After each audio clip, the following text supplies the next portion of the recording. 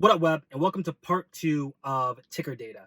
So in part one, what we did was we pulled data from Quandl. It was weekly data. We created weekly charts, and then we're able to kind of save that data down as a weekly refresh.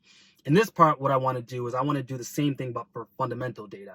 And all fundamentals are just think anything on a financial statement, such as assets, income, liabilities, things of that nature. We want to pull that same information from Quandl, which is it's a little bit of a different process, but it's the same type of operation. We're going to create a standard macro, we're going to create a batch macro, and then we're ultimately going to just save this down. So for fundamental data, you don't have to run it as often because I think Quandl updates this more like quarterly or yearly. But ultimately, we want to create this process to be able to run it. And again, what Quandl is a site that curates economic financial data from a bunch of different sources. What you do is you create or you subscribe to this site. They assign you an API key, and then what you're able to do is you're able to pull this information whenever you want. So ultimately, we want to set up the workflow to be able to pull down that fundamental data, and then this is what we can kind of combine with our end of day ticker data, or we can just start to have this as another data set. So if we pop into Alteryx, here I have my API key and API call. I already have a macro set up to create a data set that's going to give me exchange, sector, industry for each applicable ticker covered by Quandl. I'll pull on a unique tool so that I'll be able to return a list of tickers accounting for any duplicates. Then I'll use a select tool and only select the ticker column, deselecting everything else. So now I want to use the append tool to tag every ticker in the dataset with the API call in key field. Dragging down a formula tool, we'll create a formula assigned to the API call field. I want to replace the string parentheses tick parentheses with the field tickers using a regex replace formula. So within our API call, the piece you see saying tick will now have a ticker symbol. Then I want to just do the same operation for my API key. And then all I really need to do is just select my ticker in the API call. So now this will get us ready to push these API calls up to Quandl. Well, then what we'll receive down is a payload of the applicable ticker information. I'm going to pull down a download tool, and to configure it, I'll just select the API call field as my URL. I'll leave the output defaulted to string with the data encoding being UTF-8. What's important to note is I'll receive structured data from Quandl formatted in JSON or JavaScript object notation. So I can use the JSON parse tool, and this will parse out the downloaded data field. So this comes with some additional fields that we don't necessarily need, and I'm just going to filter those out to just be the tickers with the applicable data tables. And here I can join this list of valid tickers to my main data stream to then feed into the batch macro.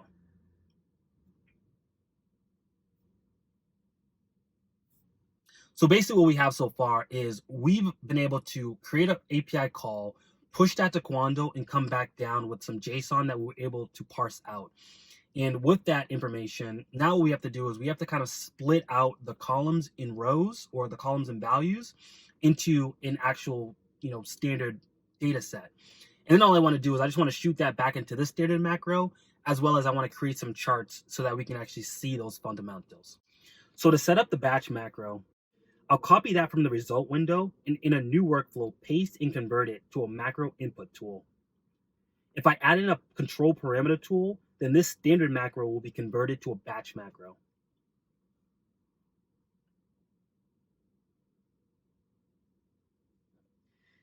Then within the data set, I just want to filter out any nulls and strings that have MRY. And I think that's just something that Quandl puts into the data set, which we don't need.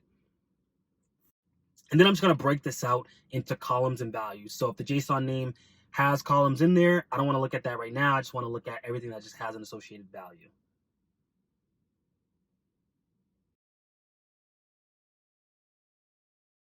So using a regex formula, what I want to do from my JSON name column is basically parse out the digits for the index in the key.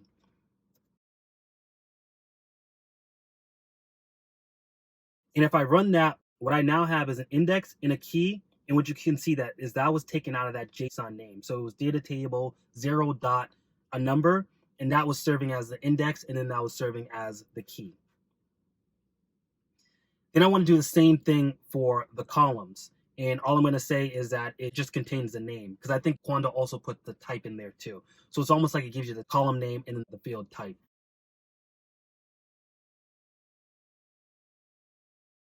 I'm going to create a similar regex expression that's just going to take the key now.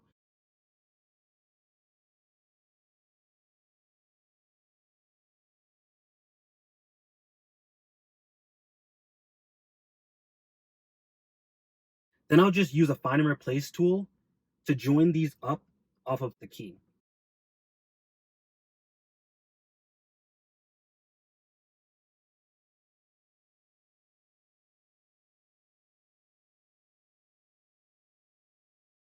Using a crosstab tool, I'll create a data set where we have values assigned to each column.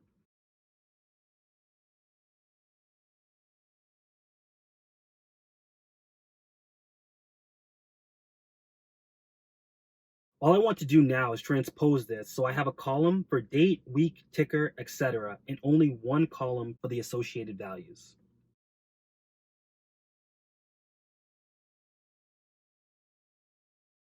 Lastly, I'm going to just bring in my ticker attributes, which are just sector, industry, company, and then just the indicator names. We're just going to translate some of the names that we see here, such as if it was like assets, NFC, just to current assets. So it's just going to translate the name into something that's more readable.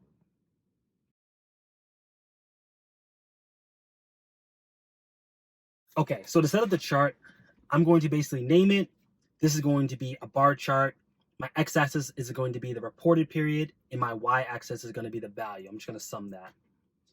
Then I'm going to make the color of the chart variable, and this is just going to be based off of the value. I can make the opacity a little bit smaller so that the chart looks a little bit nicer, and add in a border. And ultimately, if I go into the batch tab, I want to batch this, and I want to group by name, the fundamental name, the company, the ticker, the sector. And then I'm just going to alter the title to reflect this. So we can see that we have the fundamental name for Apple, the ticker symbol, and then the sector being technology. And finally, what I'll do is I'll add a browse to my chart data, which will turn into a macro output. And then ultimately, I'm going to add a cross tab for my data stream. I just want to group by ticker, index, all of my date fields. And then my name is going to be my column, and my value is going to be the associated field, my value field. Then if we pop back into the standard macro, we can input our batch macro that we just made. We can assign the control group to be the ticker, the input to be the ticker, and we're going to batch by each ticker.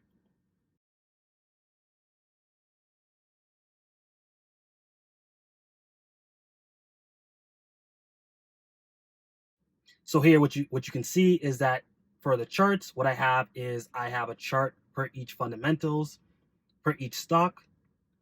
And then for the data, I have a data table that has each fundamentals and then the applicable values. And all I really want to do now here is just convert these to output data tools. And then again, it's just going to output it per each sector. So I'll have a new file per each sector. So for technology, discretionary, healthcare, et cetera, et cetera.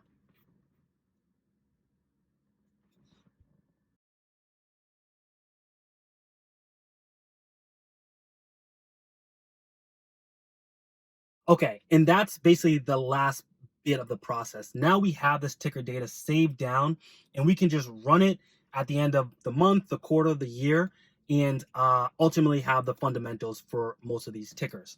And the fundamentals are cool because ultimately this is what the ticker or the company puts on their financial statements at the end of the day. So at the end of the year, this is how much assets they have. This was their net income. This was their operating, income, operating expenses, things of that nature.